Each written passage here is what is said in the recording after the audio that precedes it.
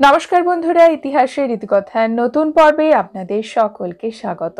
বন্ধুরা, আজকের পর্বে আমরা জানব ভাদ্র মাসে আমাদের কোন খাবারগুলি খাওয়া উচিত এবং কোন খাবারগুলি এড়িয়ে চলা উচিত। আমাদের প্রাচীন আয়ুর্বেদ শাস্ত্রবিদ মহর্ষি চরকের চরক সংহিতা অনুসারে সুস্থ থাকতে ভাদ্র মাসে আমাদের কেমন খাওয়া উচিত, এই সকল তথ্য পেয়ে যাব আমরা আজকের পর্ব থেকে। সনাতন হিন্দু ধর্মে ভাদ্র মাস বছরের ষষ্ঠ মাস, হিন্দু ক্যালেন্ডার বিক্রম সম্বত অনুসারে। বাংলা ক্যালেন্ডার বঙ্গাব্দ অনুসারে বছরের পঞ্চম মাস হলো ভাদ্র। এছাড়াও চাতুর্মাস্য ব্রতের শ্রাবণের পরে দ্বিতীয় মাস হলো ভাদ্র মাস। শ্রাবণ মাস দেবাদিদেব মহাদেবের পুজোর জন্য উৎসর্গীকৃত। অন্যদিকে ভাদ্র মাস সকল দেবদেবীর পুজোর জন্যই উৎসর্গীকৃত।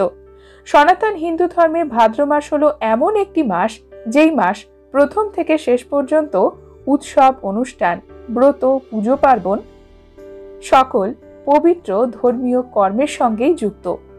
প্রায়শ্চিত্তের জন্য ভাদ্র মাস উত্তম মাস। বহু ভক্তরা এই সময় জীবনের বহু ক্ষেত্রে প্রায়শ্চিত্তের জন্য ভাদ্র মাসকে বেছে নেন। ভাদ্র মাসেই লুণ্ঠন ষষ্ঠীর ব্রত অনুষ্ঠিত হয়। ভাদ্র মাসের প্রত্যেক শনি মঙ্গলবারে মা মনসা এবং অষ্টনাগের পুজো হয়। ভাদ্র মাসে অনুষ্ঠিত হয় ভগবান শ্রী শ্রীকৃষ্ণের ঝুলন যাত্রা উৎসব। শ্রী শ্রী বিশ্বকর্মার পুজো ভাদ্র মাসেই হয়। ভাদ্র মাসে অরন্ধন পুজো হয়ে থাকে। ভাদ্র মাসেই রয়েছে অনন্ত চতুর্দশীর ব্রত এবং ভগবান শ্রীকৃষ্ণের জন্ম তিথিও হলো ভাদ্র মাসে। জন্মাষ্টমীর ব্রত ভাদ্র মাসেই হয়। রাধা অষ্টমীর ব্রত অনুষ্ঠিত হয় ভাদ্র মাসে।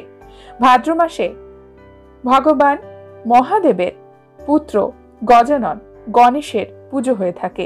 বিঘ্নহন্তা গজানন গণেশ, যার পুজোতে পরিবারের সৌভাগ্য সমৃদ্ধি আসে, জীবনের বাধা বিপত্তি দূর হয়। ভাদ্র মাসের সংক্রান্তিতে ভক্তরা করে থাকেন সত্যনারায়ণের ব্রত। ভাদ্র মাসে অনুষ্ঠিত হয় অনন্ত চতুর্দশী। এছাড়াও হরিয়ালির তীজ উৎসব অবাঙালি হিন্দুদের মধ্যে যার জনপ্রিয়তা সবচেয়ে বেশি, সেটিও ভাদ্র মাসেই অনুষ্ঠিত হয়। শ্রী শ্রী লোকনাথ ব্রহ্মচারী বাবার জন্মতিথিও ভাদ্র মাসে। নন্দ উৎসব ভাদ্র মাসেই হয়।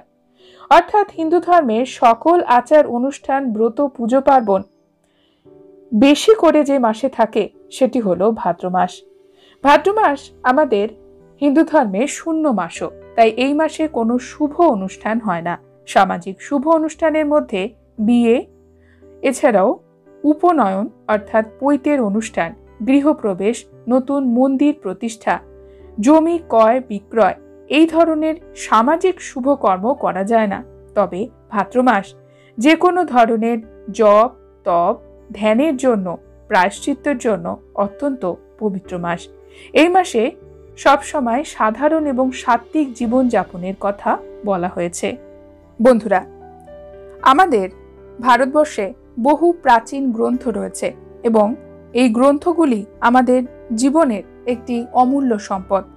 তার মধ্যে অন্যতম একটি গ্রন্থ হল মহর্ষি চরকের চরক সংহিতা। এই চরক সংহিতা আমাদের সুস্থ থাকার বহু উপায় বলেছে। চরক সংহিতা থেকে আমরা ঋতু পরিবর্তনের সঙ্গে সঙ্গে কিভাবে চলবো, কোন খাবারগুলি গ্রহণ করব, কোনগুলি বর্জন করব, সেগুলো আমরা জানতে পারি। চরক সংহিতা বলছে ভাদ্র মাসে আবহাওয়ার ব্যাপক পরিবর্তন হয়।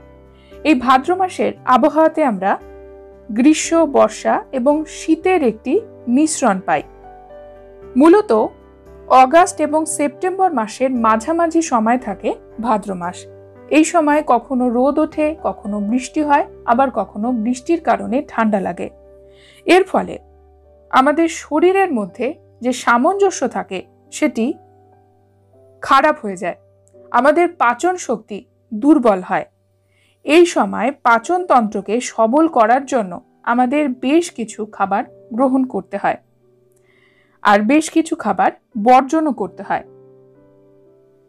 চরক সংহিতা বলছে ভাদ্র মাসে ঠান্ডা জাতীয় খাবার বর্জন করা উচিত। ঠান্ডা জল, এছাড়াও দই এবং লস্যি, আইসক্রিমও আমরা অনেকে গ্রহণ করি অতিরিক্ত, সেটিও বর্জন করা উচিত ভাদ্র মাসে। ভাদ্র মাসে আবহাওয়ার পরিবর্তনের কারণে বিভিন্ন ধরনের জলবাহিত রোগ এবং বায়ুবাহিত রোগ হয়।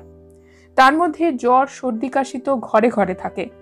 ভাদ্র মাসে রোগ জীবাণু, পোকামাকড়ের বংশবৃদ্ধি বেশি হয়। এই কারণে আমাদের পেটের রোগ ভাদ্র মাসে বেশি দেখা যায়। তাই ভাদ্র মাসে বাসি খাবার কখনোই খাবেন না। সবসময় টাটকা খাবার গ্রহণ করার চেষ্টা করবেন, রান্না করে সেই খাবার গ্রহণ করবেন, বাসি খাবার একদমই গ্রহণ করবেন না এবং রুক্ষ শুষ্ক খাবার ভাদ্র মাসে বর্জন করুন। ভাদ্র মাসে অতিরিক্ত জল জাতীয় খাবার বর্জন করা উচিত। আমরা অনেকেই তরমুজ খেতে খুব ভালোবাসি। তরমুজ একটি খুব ভালো ফল। এই ফলে প্রচুর পরিমাণে জল থাকে, কিন্তু এটি গ্রীষ্মকালের জন্যই ভালো, ভাদ্র মাসের জন্য ভালো নয়। এতে পেটের সমস্যা হতে পারে। ভাদ্র মাসে যে সকল ফল পাওয়া যায়, যেমন পেয়ারা, আমলা, মৌসুম্বি, এগুলো প্রচুর পরিমাণে পাওয়া যায়। এই সকল ঋতুজনিত মৌসুমী ফল ভাদ্র মাসে গ্রহণ করুন, আমাদের রোগ প্রতিরোধক ক্ষমতা বৃদ্ধি পাবে।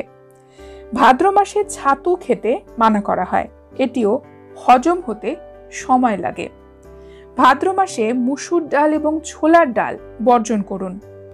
তবে মুগ ডাল, অড়হর ডাল, তুর ডাল, এই সকল ডালগুলো অবশ্যই গ্রহণ করবেন ভাদ্র মাসে।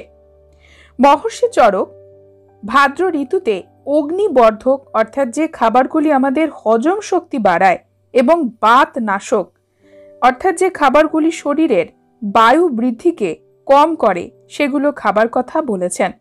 এই কারণে ভাদ্র মাসে মধু খেতে বলা হয়। সকালবেলা 1 চামচ মধু ভাদ্র মাসে খেতে পারেন। এই মধু আপনার শরীরকে গরম করবে এবং রোগ প্রতিরোধক ক্ষমতাও বৃদ্ধি করবে। তার সাথে যদি 1-2টি তুলসী পাতা খেতে পারেন, আরো ভালো উপকার পাবেন। ভাদ্র মাসে সপ্তাহের যে কোনো একদিনে শিলা লবণ খাবারে ব্যবহার করতে পারেন। সন্ধ্যক লবণ অর্থাৎ শিলা লবণ। ভাদ্র মাসে যে শস্যগুলো আমরা গ্রহণ করব সেগুলো 1 বছরের পুরনো হলে খুবই ভালো, যেমন পুরনো চাল, যব, বাজরা, এই সকল শস্য। সবজির মধ্যে ভাদ্র মাসে আমরা বেগুন এবং মূলো বর্জন করব। তবে যে সবজিগুলি আমরা গ্রহণ করব তার মধ্যে কুমড়ো, লাউ জাতীয়, কুমড়ো জাতীয় যে কোনো সবজি, তার সাথে আমরা গ্রহণ করতে পারি করলা এবং পটল, ঝিঙ্গা, এই ধরনের সবজি, যেগুলো এই মৌসুমে প্রচুর পরিমাণে পাওয়া যায়। ভাদ্র মাসে কচু জাতীয় যে কোনো সবজি খেতে পারেন, এতে আপনার শরীরের জন্য উপকার পাবেন।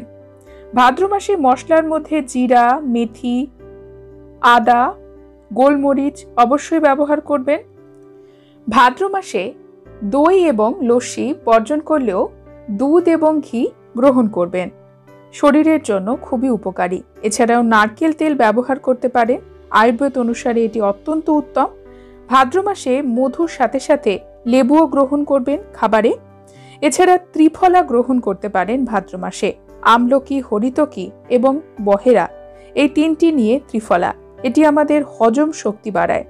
এই সকল খাদ্যের সাথে সাথে ভাদ্র মাসে আপনারা যারা ব্রত উপবাস করছেন তারা অবশ্যই জল শরীরে যাতে বজায় থাকে সে বিষয়ে খেয়াল রাখবেন। ডিহাইড্রেশন যেন না হয় সেটির দিকে নজর রাখা উচিত। ভাদ্র মাসে প্রত্যেক দিন পুজো করার সময় ধূপ জ্বালাবেন এবং কর্পূর অবশ্যই জ্বালাবেন। এতে আপনার পরিবারে পজিটিভিটি আসবে এবং ভেষজ ধূপ যেগুলো পাওয়া যায় বাজারে সেগুলো ব্যবহার করতে পারেন। বন্ধুরা, আজকের পর্ব এই পর্যন্তই। পরবর্তী পর্বে নতুন একটি বিষয় নিয়ে আপনাদের সঙ্গে কথা হবে। ততক্ষণ সকলে সুস্থ থাকুন, ভালো থাকুন। আর পুরো ভিডিওটি দেখার জন্য আপনাদের অসংখ্য ধন্যবাদ।